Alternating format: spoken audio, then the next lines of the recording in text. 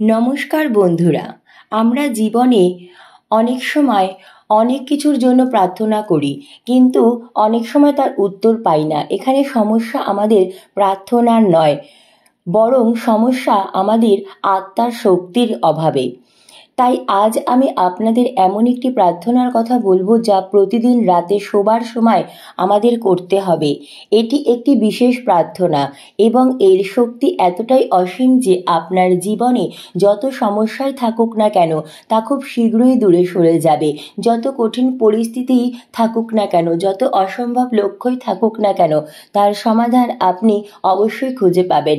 আপনাকে শুধু ঈশ্বরের প্রতি ভক্তি এবং তার পাঠানো প্রত্যেকটি সংকেতের প্রতি সম্পূর্ণ বিশ্বাস রাখতে হবে। আর এই প্রার্থনা করার সময় একটি বিশেষ নিয়ম মানতে হবে। যখন আপনি এটি করবেন তখন আপনার জীবনে এমন অলৌকিক ঘটনা ঘটবে যা দেখে হয়তো আপনি নিজেও বিশ্বাস করতে পারবেন না। এসব শুনে যদিও আপনি ভাবেন যেহেতু কিছুই কি সত্যি হবে আমার জীবনে, তাহলে জেনে রাখুন, হ্যাঁ, এটি সম্ভব। আপনার জীবনে এমন কিছু ঘটনা ঘটবে যা দেখে আপনি নিজেও বিশ্বাস করতে পারবেন না। কিন্তু আগে জেনে নিন এই প্রার্থনা কিভাবে এবং কখন করতে হবে। প্রার্থনাটি আপনাকে প্রতিদিনের সাধারণ প্রার্থনার মতোই করার দরকার পড়বে না, আর এটি দিনে 3-4 বার করারও প্রয়োজন নেই। এই প্রার্থনা আপনাকে রাতে ঘুমানোর ঠিক আগে করতে হবে। যখন আপনার চোখ বন্ধ হচ্ছে, আপনি ঘুমের জগতে প্রবেশ করছেন, তখনই আপনাকে এটি করতে হবে। বন্ধুরা, এই প্রার্থনা ঘুমানোর সময় করার কারণ হলো আমাদের মস্তিষ্ক 2 ভাগে বিভক্ত, একটি সচেতন মন এবং অন্যটি অবচেতন মন। সচেতন মন হলো মস্তিষ্কের সেই অংশ যা যুক্তি বুদ্ধি দ্বারা পরিচালিত। যেমন ধরুন, আপনি আপনার জীবনে প্রচুর অর্থ উপার্জন করতে চান, কিন্তু বর্তমানে আপনি খুব কঠোর পরিশ্রম করছেন এবং আপনার হাতে তেমন পরিমাণে অর্থ নেই। তবে আপনি মনে মনে ভাবছেন যে আমার কাছে এখন লক্ষ লক্ষ টাকা আছে, কিন্তু তখন আপনাদের সচেতন মন এই ভাবনাকে তৎক্ষণাৎ আটকে দেবে। সচেতন মন বলবে, না, এটা ভুল, তোমার কাছে তো এখন একেবারেই টাকা নেই। তার মানে সচেতন মন আমাদের অযৌক্তিক কল্পনাকে বাধা দেয়। প্রায় আমরা যা কল্পনা করি তা বাস্তবে আমাদের কাছে থাকে না। সচেতন মন এই ভাবনাগুলোকে আটকে এবং সেগুলো আমাদের অবচেতন মনে পৌঁছায় না। আর যদি আমাদের চিন্তাগুলো অবচেতন মনে পৌঁছাতে না পারে, তাহলে সেগুলো আমাদের জীবনে কখনোই বাস্তবায়িত হবে না। সেই জন্যই বন্ধুরা, প্রার্থনা রাতে ঘুমানোতে যাওয়ার আগে করতে হবে, কারণ রাতে ঘুমানোর আগে আমাদের সচেতন মনের শক্তি ধীরে ধীরে কমতে থাকে। এটি কাজ করা বন্ধ করে দেয়, আর তখন অবচেতন মনের শক্তি বৃদ্ধি পায়।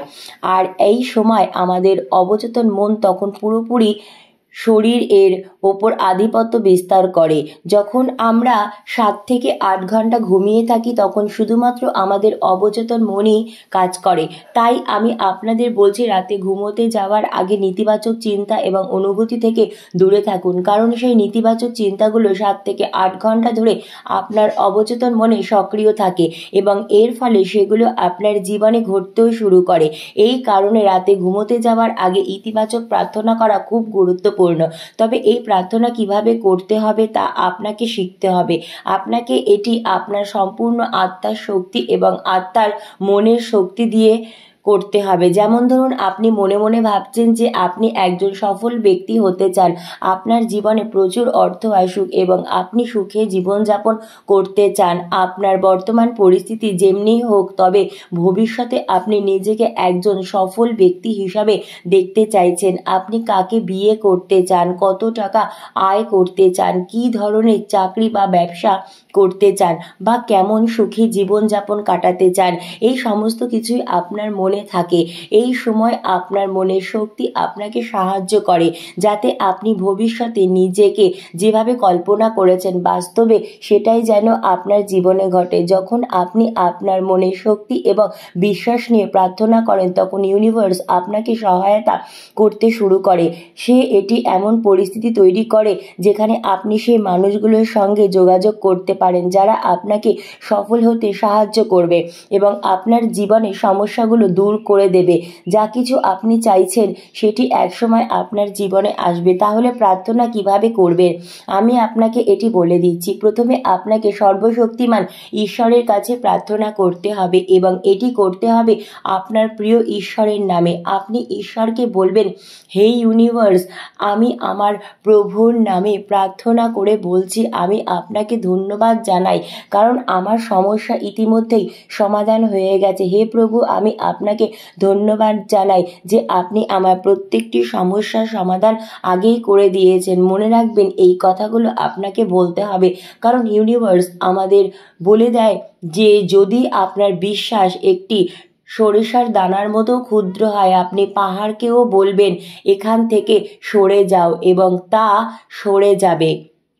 তাই এই প্রার্থনা আপনাকে সম্পূর্ণ বিশ্বাসের সঙ্গে করতে হবে এবং আপনার যা সমস্যা রয়েছে তা ঈশ্বরকে জানাতে হবে। যেমন ধরুন আপনার জীবনে টাকার অভাব চলছে, তখন আপনাকে বলতে হবে যে হে প্রভু, আমি আপনাকে ধন্যবাদ জানাই যে আপনি আমার জীবনের আর্থিক সমস্যার সমাধান করে দিয়েছেন।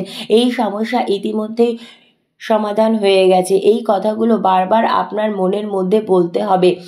তবে কখন বলতে হবে? যখন আপনি ঘুমাতে যাচ্ছেন, আপনার চোখ ধীরে ধীরে বন্ধ হয়ে আসছে এবং আপনি গভীর ঘুমের তলিয়ে যাচ্ছেন, ঠিক সেই মুহূর্তে এই কথাগুলো বারবার মনে মনে বলুন।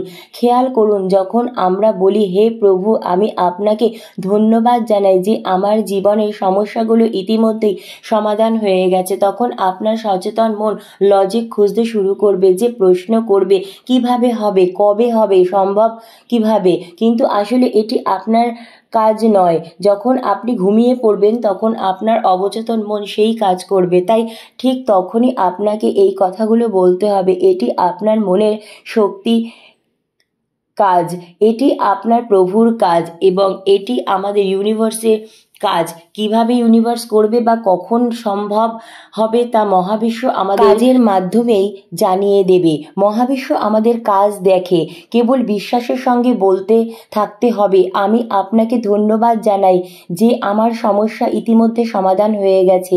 এই সমস্যাগুলি কি হচ্ছে? যেমন ধরুন আপনি চাকরি পাচ্ছেন না, তাহলে আপনাকে কেবল বলতে হবে, হে ঈশ্বর, আমি আপনাকে ধন্যবাদ জানাই যে আমি ইতিমধ্যে 1,00,000 টাকার চাকরি পেয়ে গেছি। বন্ধুরা, এই প্রক্রিয়া আপনার মনের শক্তির কাজ করবে। যদি আমরা আমাদের ভবিষ্যৎকে যেমনটি দেখতে চাই তা আমাদের মনের মধ্যে ধারণা করে ফেলি এবং সেই ভাবনা নিয়ে রাতে ঘুমোতে যাই, তখন আমাদের অবচেতন মনের শক্তি বৃদ্ধি পায়। এর ফলে আমাদের মধ্যে একটি শক্তিশালী এনার্জি তৈরি হয়। আমরা যা বলি এবং যা ভাবি, সেই ভাবনা এবং প্রার্থনা এনার্জি আমাদের দেহ থেকে বেরিয়ে সারা ব্রহ্মাণ্ডে ছড়িয়ে পড়ে। ব্রহ্মাণ্ড সেই শক্তিকে নিয়ে পূর্ণ শক্তি দিয়ে আমাদের প্রার্থনা এবং মনের কথা পবিত্র আত্মা ও ইউনিভার্সের কাছে পৌঁছে দেয়।